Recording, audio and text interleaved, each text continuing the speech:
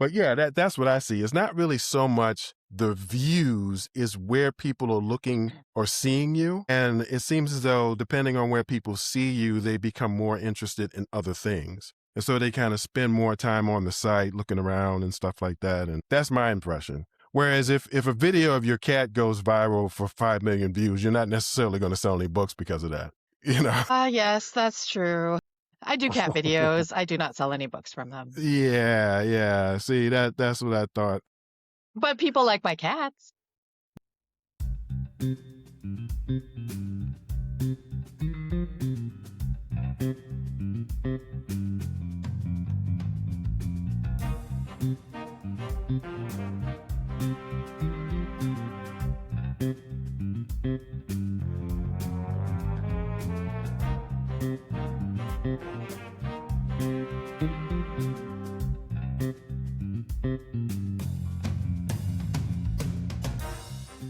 Hey, hi.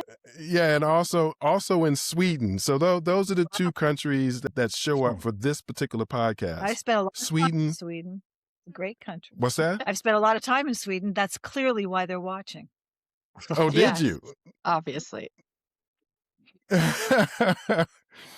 So when it comes to my interviews, the Czech Republic and Sweden are at the top. Or it's actually only 4, like the US, the Czech Republic, Sweden, and the UK. Okay, so Alison's thing is updates what's going on currently. Debra, I don't remember, did you say like something that you wanted to talk about during Yes. I was at a horror book conference, book selling conference last weekend. And it was a really good learning experience for me because I've never really been to one before. And this was one that was extremely well organized, I think. Of course, I have nothing to compare it to, but let's just decide that it was extremely well organized. And they had a great way of making sure that everyone got to your table by giving out charms. They gave a bracelet out to anyone who came, and then each author had their own idiosyncratic little charm that they would give out to anybody who came to the table to see their book. So it compelled people that went to the conference to check every single table so that they could get a little charm and have a complete charm bracelet when they was done. And the charm bracelet couldn't have been worth altogether more than $3, but there was something about the idea of collecting them all, like Beanie Babies, if you remember. And that was great because then a lot of people had come to my table, and I got to see what kinds of people care about my book, And what kind is that? I should get into here because there might be some people who are not in this demographic who would be interested in buying my book. Okay, well, that makes sense. But all kidding aside, I noticed that a lot of middle-aged women really liked my book because it has to do with someone who's caring for an elderly relative, and that elderly relative is causing her to get attacked by an evil entity.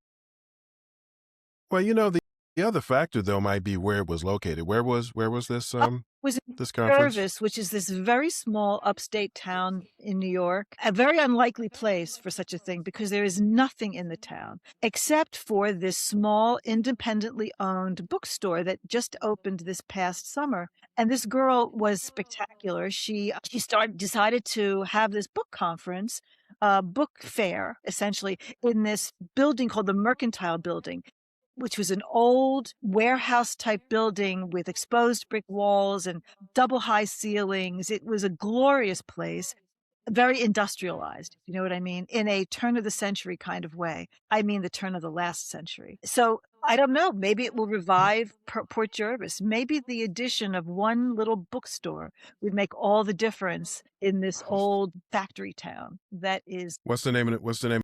Now you're asking me. Alison, I gave that name to you, and I'm going to get that name for you. I'll have that name for you in just a minute. Well, the thing is don't worry about it because I can actually add it in post-edit.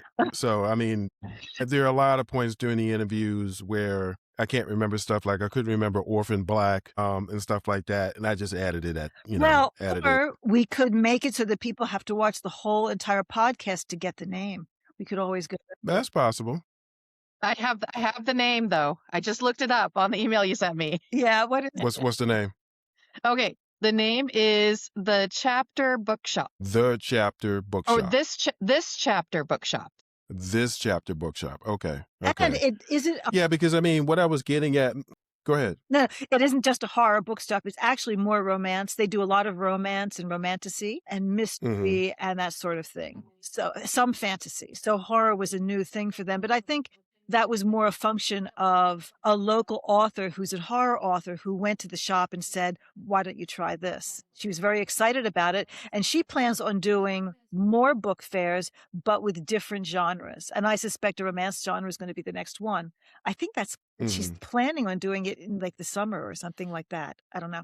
Something to check. So, Deborah, you better write a romance book really super fast. Well, Alison, you're the one. You're the one. I mean, how hard could Well, it be, right? going back to your thing about like the people who came up to your table and seemed to, acting differently. I do believe that that does vary from place to place. I mean, it may have something to do with, the kind of people in the 20s who live in that area. You said it's kind of a small town. Small town. There's a revitalization effort going on right now I to think kind of so. get the downtown going again and all that. So I'm absolutely certain that like the different age groups are different in a little place like that than they might be in New York City. I mean, horror is pretty idiosyncratic as far as that goes, though. I would think that age groups are attached to certain genres, and I think Alison might be able to speak to this as well. I don't think there are a lot of older women who are that interested in horror, and I could be wrong about that. But my sense is that they are not. There a lot of older women, and I'm an older woman, would if I that I know who are friends of mine, their knee-jerk reaction when I say I got a novel that's horror is they kind of cringe and they say, I don't really like that. Now, that's a Mm. wildly generalization, but Alison, do you find a particular demographic is more inclined to read romance and romantasy? I would think so. Romance is a genre that appeals to all ages, actually. So I feel like that's more of an open genre. I agree. Horror tends to be, I almost feel like focused more on from like middle age to younger audiences. There's a lot of like YA horror that is getting more popular. Yeah. And horror movies in particular, or horror, video games that are aimed at a younger audience. Mm. And what do you see with fantasy, Brian? I mean, you don't just do fantasy, but what do you see? Well, yeah. Yeah, I don't know. I'm the wrong person to ask. I know that there's that YA fantasy is its own genre and adult fantasy, but I'm not actually sure Mm. in terms of age groups. Well, the thing is, I mean, on the one hand, Deborah, you said that you don't believe that most older people like horror, and yet that's what you write. So, Well, what I write, I've got one novel published and I'm a relatively new, I think I can still say I'm a relatively new writer. I've focused on horror short stories because those are the people I've met. So I have so I've developed a network of people that are in this genre, and therefore I'm writing things with that focus so that I can see some of my work published, to be honest. did you read a lot of horror? No, well, just what everybody reads. I loved reading Stephen King.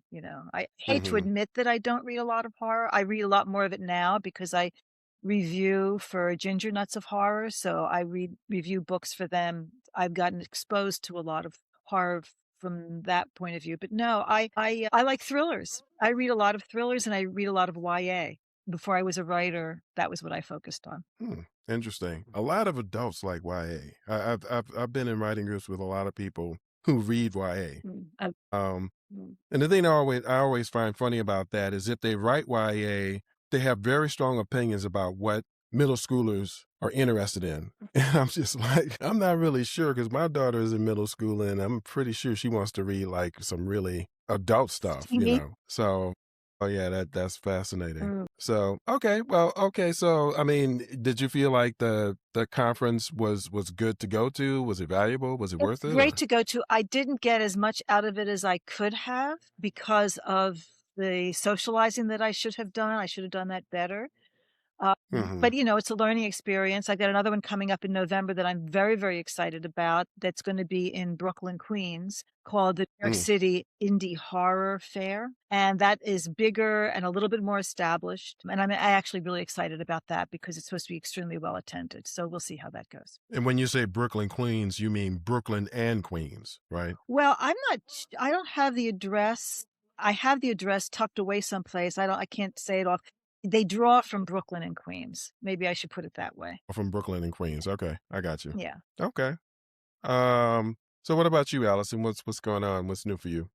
Well, I'm in the querying process for several of my books, and I don't remember if last time we talked if I had sent any queries out, but now I've sent out 9 Hmm. and have had a big fat 0 responses. So Which is pretty it's par for going the well. yeah, that's pretty standard, Yeah, right? but Yeah, nothing. I mean, yeah, it's a slow process, and I'll keep plugging away. And Hmm. which ones are you writing so many different genres? What genre are you querying, or which book are you querying? Romantasy. So actually a book that you guys might be familiar with called Sloshed. Oh, okay, so you're querying it already. Okay, I I got you. am, and I'm editing at the same time. Don't try this at home, kids. Yeah, no, but I mean, it's in pretty good shape. So yeah, Hmm. I'm not making any big changes. That's interesting to me that you're querying while you're editing, because is there a lag time between, let's say, do you envision a lag time between querying and when you are expected to send out something that's pretty much finished? I guess is my question, because I thought the book should be finished when you start querying. Well, no, the book is finished, and I've edited it a couple times. So yeah. But yeah, I wouldn't advise querying if your book is not finished, because if one of the agents asks for your pages or for your full manuscript, then you are Tickled. effed, I would say. I don't know if I can say the full word. No, go ahead. I mean, I curse Okay, all the then you are time. completely fucked. Because usually you want to, if you're querying an agent and they respond, you want to send your manuscript as soon as possible and make sure it's in the best shape as possible. Yeah. So you definitely want to start out with the full manuscript, which mine is. Mine is a full manuscript and has been edited. And I'm getting some small changes through my fabulous writing group on Sundays. Just taking a look at it and telling me, no, don't do this. Cut this. But yeah, it's pretty much done. Anything new on the author versus AI front? No, I mean, these are author versus AI books that I'm doing. So Hmm. I'm actually editing the next one in the series, and I will be sending out queries on that one pretty soon too. See, that was my attempt to prompt you to talk about the conference that you're going to in March. Sorry, I am not awake yet. I think I need more tea. Yeah, I was so excited to be invited to this fabulous summit about AI as a creative that's taking place up here in Canada, in Banff. And it's organized by the Canadian government. It will have various CEOs, various creatives, as well as government officials to talk about the future of AI in the creative sphere. So I don't know if they're making any decisions there, but when I got the invitation, I was like, holy crap, they must have gotten the wrong person, or this is a scam. Hmm. So I immediately called my publicist and said, hey, Mickey, can you check this out? Can you see if this is a scam? And he did all the homework for me, because he is a wonderful human being, and said, nope, this is real. They invited you. They know who you are. Go to this. So I said yes. And so, yeah, in March, and I will report back here on this podcast about how it goes and what was talked about, and I guess sort of part of the future of AI and how it impacts creatives in Canada. Now you've been interviewed on like Canadian television, right? Yep. Canadian, European, some US programs, radio. Hmm. I've Okay. been around. Yeah. I mean, maybe that's how they got your name and stuff. Maybe that's how they did it. Yeah, probably. I also know a lot of people around Alberta now, so who knows? Maybe my name came up on conversation. It's just weird. I don't know. Who knows? Is Banff also in? It is in Alberta, yeah, but this is a Okay. nationwide endeavor that they're inviting people all over. Yeah, but it's a wonderful, and if you guys haven't been to Banff, you totally should. Like it's known for its fabulous world-class skiing, Hmm. Music but it is just is a it's just gorgeous out there. yeah, it's a great music festival in Banff that I never went to. I Really? was there But you last August. should. Yeah. Oh yeah, that's right. Yeah.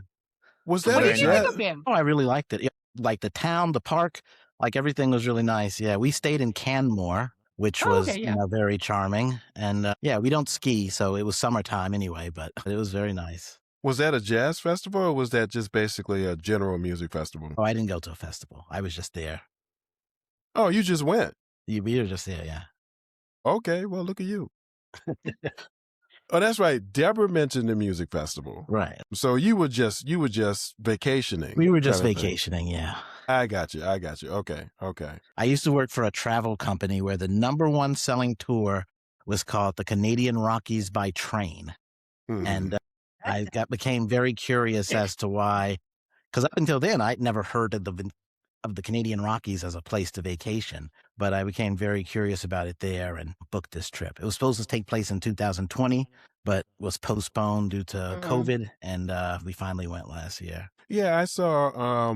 I've seen videos of this train. It looks really nice. That goes through Canada, and it's one of those trains where, like, in some of the cars, it's almost like the entire ceiling or most Got a of the glass ceiling is top. glass. Yeah. Yeah, the So, the Rocky Mountaineer, I think was the name of the one that the company I worked for contracted with. yeah, Mhm. yeah. It looks like a nice trip, actually. Yeah, I'm sure. Yeah, there's actually a cross Canada trip that does the same thing. Well, not across all of Canada, but I think it starts in Toronto and goes to Mhm. Vancouver area, and same type of train car. And like, man, I'm gonna do that one day. It's definitely fun. Seems Yeah. yeah. Canada doesn't have high-speed rail, does it? No, we're working on it. Okay. Yeah, because I usually think of like the U.S. as the place that, why doesn't it have high-speed rail? But actually, I don't think anywhere in North America has high-speed rail, actually. I I don't can't know. think of That is Mexico. And you don't know of any in Canada, so, that might be well, the case.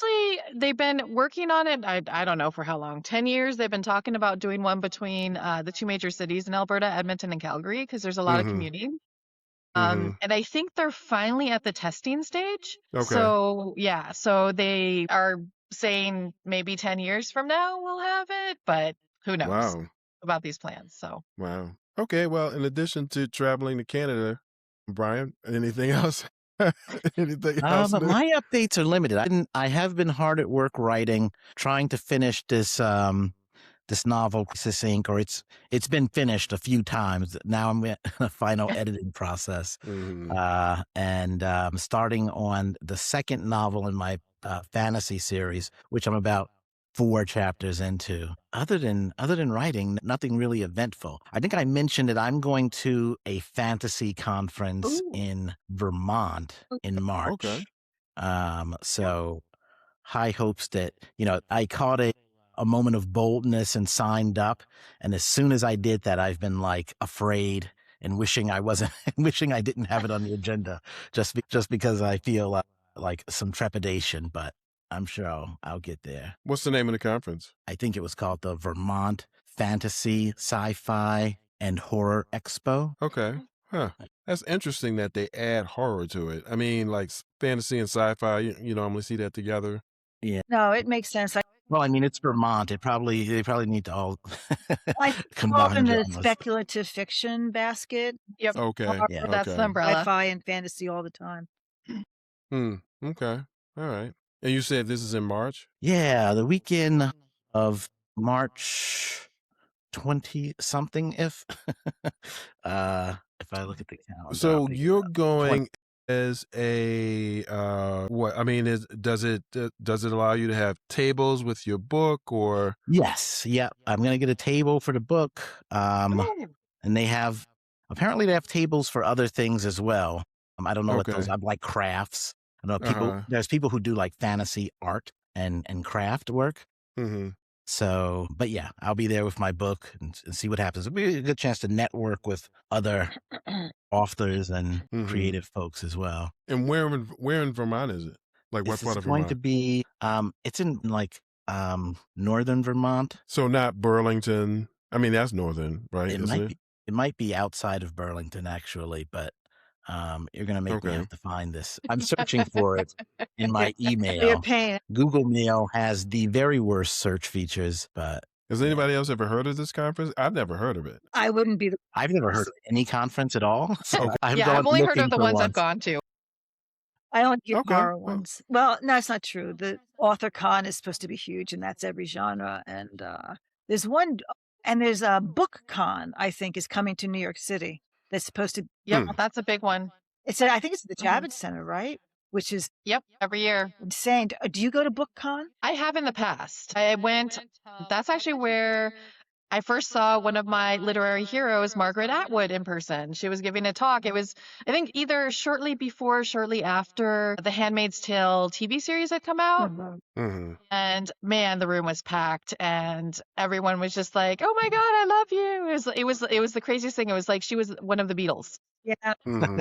except at a literary convention. Yeah, that's cool though. Yeah. So everything I said is correct. It's called the Vermont Fantasy, Sci-Fi, and Horror Expo. It is just outside Burlington and somewhere called Essex Junction. Okay. Okay. Well, good luck, man.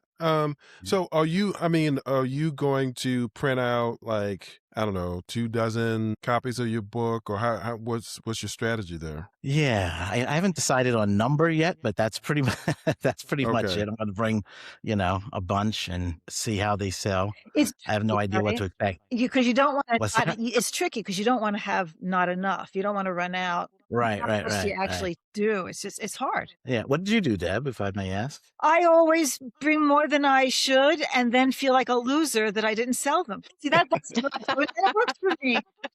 That's how I enjoy doing it. But no, I haven't been to a lot. I went to something called Horror Readers Weekend, which was the very first place I went, but it was really more of a meeting your fellow wizards at a conference, and there weren't a lot of people to buy stuff. This time I decided to take, I don't know. I think it becomes complicated when you have more than one book. Then how much do you bring, I think depending on the conference, I think the people that sold well at this one last weekend sold 25 to 30 books. I sold 10. So, Hmm. that's kind of, but then I know somebody else who sold 6. So golly, do you know anybody who has gone to this conference before? Me, no. Like I said, I don't know any conferences or Yeah. anyone who's been to So if them. I Yeah. had gone to AuthorCon, I've heard that people will sell 100 books or more at AuthorCon, depending on where they're sitting and depending on, whether they have a following, admittedly, but still. So you hear that people are selling that amount of books, and you get nervous to not want to be, run out or anything. So I don't know. I think 25 might be my I limit think in terms of 25 numbers. seems right. Yeah, I think 25 seems right for sure. Yeah. And by the way, Deborah, were you able to leave any inventory with the bookstore by any chance? I should have, and that was another missed opportunity, but she was very keen on saying that she doesn't really have a big horror group right now. So yeah, Okay. I should have done that, but that was something that I should have done for sure. Hmm. Yeah. And another thing, and maybe you can speak to this, Alison, but if you can leave books that are already signed, we had this conversation, didn't we, Alison, at one point? If you leave books that are signed, then they can't return them, which is They can return them, but they're less likely to, and they're more likely to put them in a prominent position in the bookstore and have the little sticker that says signed by author. So you're more likely to sell them.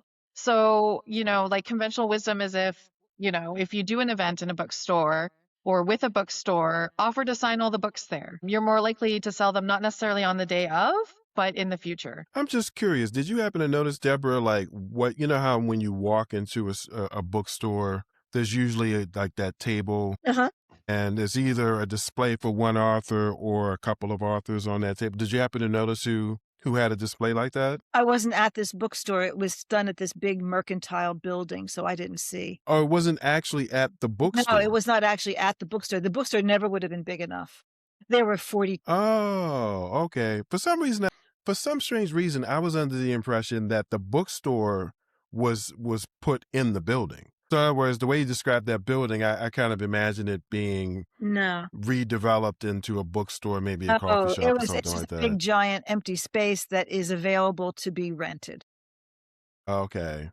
In the way you described the town, it wouldn't surprise me if they let the bookstore owner have it for free for the day, and all they had to do was just clean Possibly. up. Possibly. The folks Yeah. who owned the Mercantile building had actually just bought it a year and a half ago. They live in Brooklyn, and they liked it here, Hmm. so they bought the building, and they're in the process of doing more renovations, and they're gonna have it be a living space above upstairs and all, so it's cool. It's a cool place. Oh, they're gonna have apartments and stuff on the top floor? No, they're making an apartment for themselves, as I understand. Oh, an apartment for themselves. Oh, okay, I got So you. that's kinda Okay. cool.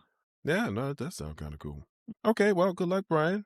I guess Thanks. in terms of me, just like Allison said, I've been doing some interviews. I was a guest on a couple of podcasts. It's amazing to me how like the podcasts that I've done so far seem to be doing a volume game kind of, and so they interview a bunch of people, and because of that, since the post-production takes a while, it usually takes longer than the interview. They tell me stuff like, well, let's see, you're scheduled to be out on March 20th or something like that. And it's like, so, I mean, I did the interview, but, the videos won't be available for a month, and I interviewed a couple of people. And in both cases, I was able to turn the video around in the same day. So, and I tried, when I asked you guys, because I mentioned before that when I posted the last video, I posted it like 11:30 at night, and then I sort of walked away from the computer, came back, and I checked to see exactly how it was doing an hour later, and it had 800 views in an hour. Wow. Oh, So if you wow. look at the chart, yeah, I was really surprised by that. But I basically I was like, oh, Alison must have shared it with her email list or something. And so I asked Alison about that, and she said, no, I didn't share it. And Deborah, you said you didn't really share it either, right? No, I didn't. Brian, did you share it with like your whole email list or the 800 walkers? If I that showed you- it to my whole email list, that might get you like 5.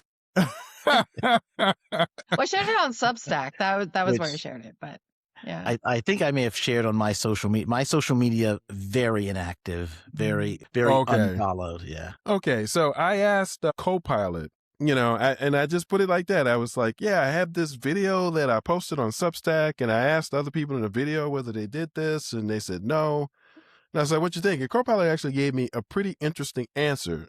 It said um, that the title, The Writer's Room, is kind of a way to sort of trick the algorithm into showing it more often, because most platforms like that have algorithms that are looking for writing room, author interview. And so if you have that in your title, it makes it much more likely that the video is going to be seen. And I mean, it was just totally a coincidence. I mean, I just happened to choose that. So I'm going to use the same exact title, of course.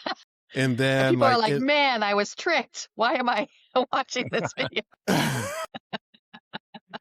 and then and I think the video's gotten some likes. And then on top of that, what I'll do is on the subtitle, I'll just add whatever we wind up talking about that's interesting. Bookstores in, Jervis, or conferences in Vermont or whatever, or, Banff, Canada, anything interesting, and see what happens. So I tried it again. So I interviewed an author who lives in Chicago. And this time, like, I was titling my interviews A Conversation with Henry L. Sullivan III has a conversation with such and such. I thought that sounded cool. But this time I just said author interview, and then I have her name, Gwen Tolios. And I did notice that I got more views in the first hour, not 800. I got more like 150. But that's still better. So if you look at, like, since I've been doing this, if you look at the graph, there's our first video, which is all the way up. It just screwed the graph up, because the graph used to look, it had 50 at the top, and then it would have like a bunch of days bouncing around, 50, under 50. So now there's 800, and then a bunch of little bitty boxes for every other day. And then there's this other box, because I think I posted it on Friday. So there's another box for that interview, which is like 150. So that's what I've learned. And actually, Gwen, the author, she talked a lot about marketing books and social media and stuff like that. Because the first thing I asked her about was, if you go to her TikTok page, I think she has something like 20,000 likes. And in the conversation, she explained that she posted a video about writing that got 3 million views, and it was because of the sound that she used in the video or something like that. Oh, yeah. But she also said that she, I asked her whether she saw a bump in her sales, and she said no. Oh, that's interesting. There isn't necessarily, like, Yeah. all views are not the same, basically, is the takeaway that I got from that. I mean, I've seen connections between sales, but it's not based on the number of views. The thing that seems more significant, at least with regard to Substack, is the countries where someone is viewing my content from. So before I started posting on Substack, I didn't have any sales in France. And Substack tells you what countries people are viewing your work from. Like, for instance, for some strange reason, these videos, these interviews get views in the Czech Republic. So, but the UK one I sort of understand, because one of the people I interviewed specifically said, "Oh, I'm going to send this to this writer I know in the UK," and then that day the UK showed up. So I just sort of associated with that. Yeah. But then my serialized fiction, or the scenes that I'm recording, there are 6 pages of countries. And when France showed up, kind of like on the 3rd page, then I got a notice from ACX that we're going to convert the euro into the dollar because of this sale in France and so on. I was like, France, really? So I mean that's the connection that I can see, because I think I also saw one in Japan. Same thing, and that was right after Japan showed up on the list. I mean, it's an interesting list. I mean, it includes Latvia, Liberia, Ethiopia, which I thought was sort of interesting. So I don't know how Substack shoots all this content out to all these countries. And on the serialized fiction side, the country that's like, it's the US, which is like 75%. And then it's the Philippines, which is at like about 6. It bounces back and forth between 6 and 8% in the Philippines. But I think that might be, one of my brothers lived in South Korea for a long time, and he has a pretty big social network all over Asia. So that might be because of him, because he always shares my content. So that's good. Thanks, Todd. And I try to share his content as often as possible. He's like, man, that Henry. Man, you done me wrong. You done me wrong. So there you go. Now, the other thing I will say, Alison, did you upload the shorts that I sent to you from? For some reason, in the last video that we did, most of the shorts were of Alison talking about her books. So did you upload that? Did it get any content? No, I didn't. I am way behind on website and social media posting. I've just been working on my books. So yeah, I have to update. As you were talking about this, I was thinking, man, I got to put stuff on my website. Yeah, because my interview with Gwen Torlios, that one produced a lot of shorts. And so, I sent them to her. A lot of them are just her talking about stuff, but I also uploaded them on all of my, like on TikTok and stuff like that. And the shorts do pretty well. The shorts always get a lot of views, but I think it's because as you're scrolling through shorts, I don't know if you guys ever look at any shorts on any platform. Yeah. A view is if you go to it and you watch it for a couple of seconds. Yeah. That's a view. Yeah. So it racks up like, 500, 1,000 views pretty quickly. That's interesting. And it doesn't necessarily trace back to like your product pages either. That's the thing about it. Going back to my point about it's not so much the views, it's like where people are seeing it and how people are and what people are seeing. That seems to make the difference. So that's TikTok is sort of the same. It'll show you how many views you have, but then it will show like a chart, which is very disheartening about how long they watch your videos. Oh, right. Yeah. It's like, yay. You're right. Like, okay, the video was like a minute and everyone stopped watching at 3 seconds. Got it. Right. I am not that interesting. Yeah. The only thing I will say about TikTok is it does seem to be pretty good at finding people or introducing you to people who are very interested in what the topic was. So we talked a lot about, they have a pretty good algorithm. Yeah. And so we talked a lot about queer fiction and stuff. And like, this was the first time I've had somebody, because when I was told that, such and such liked your video, So I went and I checked out their TikTok, and their TikTok is all about like transgender, challenges living as a transgender, woman, a transgender man. So that's the way they found me, was basically through one of the videos, So it does seem to be pretty good at that, better than YouTube or Upscroll. I don't know if anybody's ever heard of Upscroll. No. Yeah. But It's like the new TikTok that people are migrating to, not to get too political, but like, with TikTok being owned by an American Alison. company. Yeah, now. So people are like, screw this, I'm taking my crayons and going over here. Well, So Upscroll is apparently the new thing, new TikTok. yeah, I don't know how well Blue Sky is doing, but they did that with that too. I tried to get something on Blue Sky going, and it was just exhausting. I said, Uncle, I'm just Oh, really? done. And I mean, honestly, this opens up a bigger conversation though. Like, how effective is social media? Because we spend so much time doing social media, on social media, trying to like grow, and then you spend all this time for a couple years. Like I did this with Twitter. I spent all these years and I got like over 10,000 followers, and then it was like everyone was like, oh, this is dead, we're going over here, and I'm like, oh damn that's it. a great Right. conversation for next time. I think that's a big Yeah. conversation. Yeah. It is a big topic, but yeah, how much is this effort really garnering anything? Because it is very time consuming. I mean, it's not something you could do, without paying much attention, because you got to figure a lot of stuff out constantly. You have to have content. It's just very time consuming. So Well, I it's hear funny. you. Everyone who's pressuring me to do social media always tries to sell it as being able to do it quickly. No. And I go in for I try to put in like 5 minutes, No. and it becomes an hour, and I haven't done Right. anything. That's the reality of And social we media. you really Exactly. should talk about this next time. But once you start, if you really want to keep it up, you got to keep posting. You can't. It just Exactly. not allowed to stop.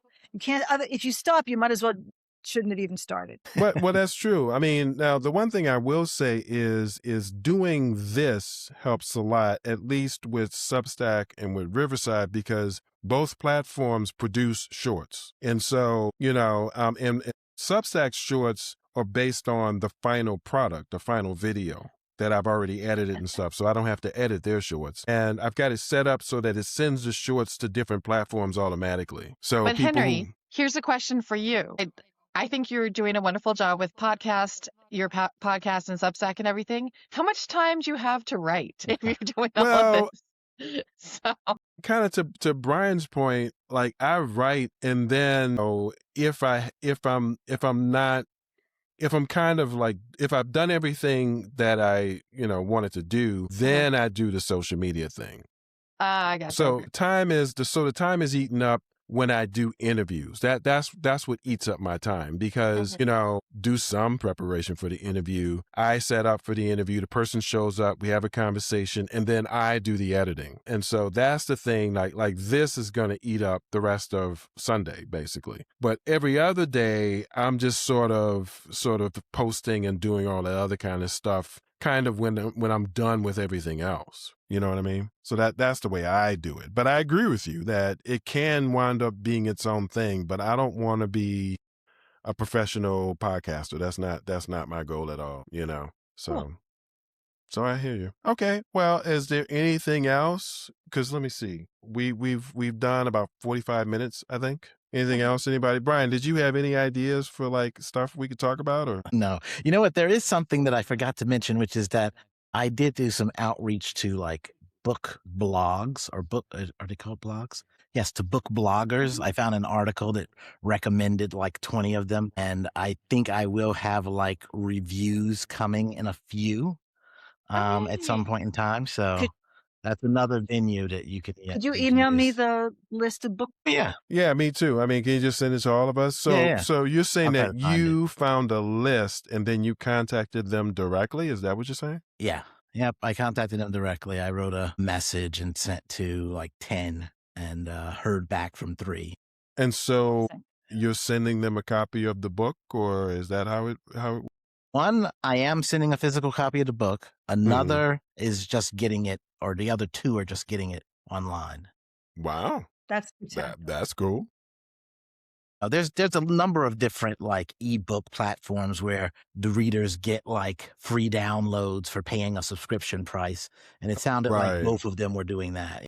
Okay, since they blog about books, so Yeah. that makes sense for them. Okay, cool. That's good to know. Yeah, yeah. If you could share that, I mean, I would appreciate it. Yeah. But no ideas in terms of like topics to ask. Nope. I mean, because one Not on the thing spot. I'll have to spend 5 minutes brainstorming by myself. I got you. One thing, because I think Deborah, you mentioned that like you tried like a A person whom I met on Threads mhm, approached me to do a podcast with him. He's from the UK. So, okay. and he loves Terry Pratchett. So you could say he's a Terry Pratchett writer.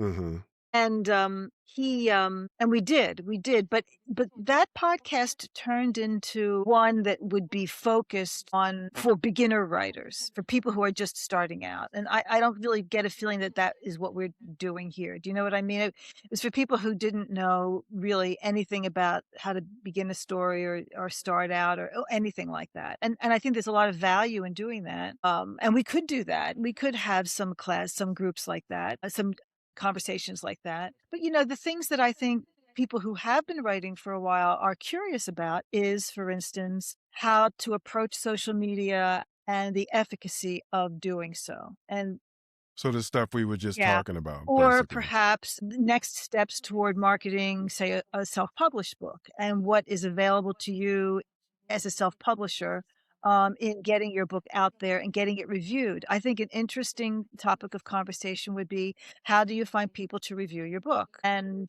then when they are reviewed, how do you take advantage of that review in marketing your book? Because just because you get a review doesn't mean it's going to sell, And then maybe Mhm. another thing would be how to approach people to get a blurb for your book. How do you get blurbs for a book that you're trying to publish? And what avenues are available to you in even getting the ear of some people who you'd love to get a blurb from. I wish I had had a blurb from Stephen King. It didn't happen. Couldn't get past the Mhm. gatekeepers. I mean, those are the kinds of things I actually wonder about. I'd watch a I'd watch a podcast that was talking about that kind of stuff. So maybe I shouldn't be the one that should be on the podcast, because what the heck would I be able to talk about? But yeah, you get the idea. You get the idea. Okay. And then we could also get into the nuts and bolts of writing, which might be of interest as well. Outlining versus being a pantser, that kind of stuff. Maybe that's too rudimentary, but I mean, that's a thought too. Well, Yeah, that's always a good topic. Yeah. there are a lot of podcasts like that though. Mhm. And so it's hard for me to really gauge the demand for that. One way to do it is to look at how many subscribers like a YouTube channel that's like that has. Although when it comes to podcast on this level, I have noticed that you have people like me who have just started, and so I have not that I don't have a lot of subscribers on YouTube. um but even people who are doing it for a long time, if you look at their YouTube page and look at the subscriber numbers that they have, it's usually something like 267, or they might have four, like a YouTube page that stands out, that's not by someone who's known outside of YouTube, is one that has over 1,000 subscribers. I mean, in terms of this type of thing where it's about writing or authors or writers or publishing and stuff like that.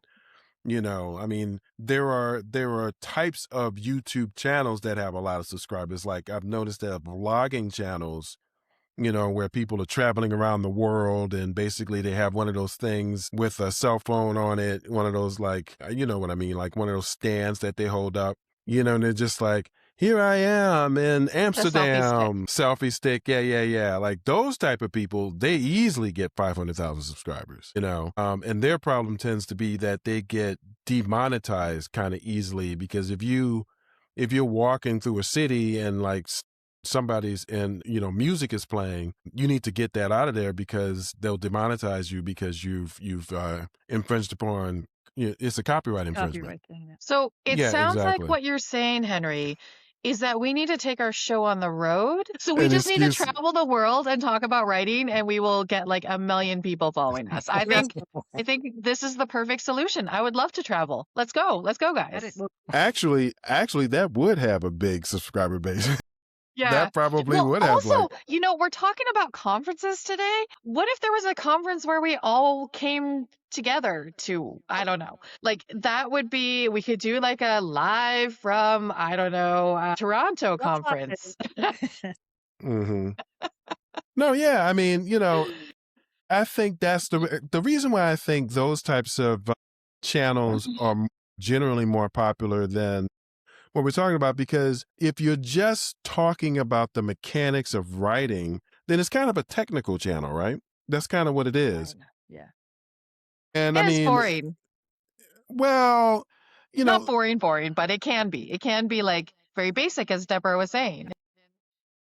That was my problem with that podcast. I was bored Yeah. by it, and I can't imagine who wouldn't be.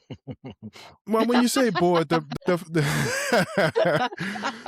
flip side of that though is I think that like the types of channels that tend to be popular are channels that evoke some kind of emotion, basically. And so because what I'm thinking of is, remember I mentioned last week that I get a lot of requests from literary agents, and by the way, I've actually agreed to interview this particular. They're not literary agents actually; they're publicists, Yep. and I've agreed to interview a couple of the writers that are represented by a particular publicist who reached out to me, mainly because unlike the other publicists who kind of give me this long kind of thing and they pretend like they read my stuff and they love it and all this kind of stuff, all she said is, "Hey Henry, my name is Monica. I represent a bunch of authors. Looks like your channel's pretty cool. Let me know if you want to interview 'em." And that was it. And so I was just like, oh, no bullshit. Yeah, I could deal with that. So then I checked out like the people who she represents, and I was like, oh, okay, I'd like to talk to this person, that person. That looks interesting. But I've noticed that like there must be a big demand for motivational speakers and financial advisors and all this other kind of stuff, because those are the people who, number one, they're very, very aggressive in terms of trying to get out there. And number two, there are just a ton of them, especially like the motivational speakers. There are a ton of them. Henry, is that these are people that are, what they're selling is that they will make your life individually, your actual life better. And don't get tired of getting the magic pill that will make them lose weight or make enough money to retire, or there are always people who are ready to believe. And I think that's why they're as popular as they are. Oh, yeah, that's right. That's what you think. And I guess I guess I'm kind of torn because, like I said a little while ago, is I'm not trying to make a living off of this. I'm just trying to expose the world to. I'm trying to expand the footprint of people who at least see my work. That's what I'm trying to do. Yeah. It's all right, And so, Henry. It's always about you. I don't know what to say. it's always about me. That's right. It's always about me. We're just riding your coattails. That's fine. I'll do that. I'll do- From what you said, Deborah, from what you said, maybe I should have been a singer. Because you said singers are pretty selfish. Oh, yeah, are you kidding? That's me, boy. I'm very self-absorbed. But I imagine that you have to be pretty self-absorbed to get in front of people and sing and have all the focus on you. You got to be pretty and selfish, not be right? scared to death. That is like my nightmare. Fantastic. I'd do that in a heartbeat. I'm with you. So I think a mixture of, because I watch a lot of political podcasts, and the ones that I like the best are ones where, in addition, it's more like interesting people having a conversation about politics as opposed to, like a whole lot of preaching. You know what I mean? And so the podcasts tend to be entertaining, even though the topic is sort of depressing, actually. And I think that's the sweet spot. So if you do what you described, Deborah, go all the way on the side where you're almost like trying to do a classroom. I don't know. I don't know. I Yeah. don't know. I don't know that that's the way to go. I don't know because, here's the thing. The whole thing about the motivational speakers is that it's pretty universal, the kinds of things that they're addressing, right? You get big audiences because who doesn't want to have enough money to retire, right? And surely this next person I listen to is going to get me there. What we're doing has a very narrow range, and I'm not clear in my mind. I don't know enough to know whether talking nuts and bolts, craft, would do it. What argues for it working is like the masterclass series, right? That you can pick something that you're interested in, like writing or music or acting, and you can pay however many dollars it costs to do to buy that masterclass series where you've seen that, where you get 10 episodes with someone who's wildly famous. Right. But that sells because those people are who they are. So I guess I'm rambling now. I don't know if that's the way to go. I don't know if having a crafts themed podcast would do it. What do you guys think? I don't think a craft themed podcast. Yeah, I don't think. I don't mean, think that would work. we could, but I think there's already the market is saturated. Like, Yeah, I think what exactly. works between the four of us is that we're funny, maybe. Right. We get along and we can talk about writing and just have a conversation. Okay. I'll do that. Yeah. So like same thing like what we do in our groups. And I think that's sort of what we're going for a little bit. Good. And we can veer off topic. Like I don't know, like traveling around the world. Yeah. Right? But well, I mean, I think that it is important on some level for people to, well, let me put it this way. I think that if people feel like they like you, then they're much more inclined to, if that's the basic feeling, they're much more inclined to think, oh, well, this person is also a writer. Let me check out their books. You know, they're talking about their books. Well, maybe I'll take a look at it. You know, I mean, I feel that the way that we're doing this is sort of like 4 writers shoot the shit. Like that's yeah, basically, right.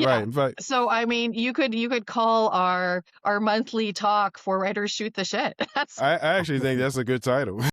Okay, so there we go. We have our title. This is our monthly 4 writers shoot the shit. That's a good title. Writers shoot. A great title. I love. Yeah. So we got it.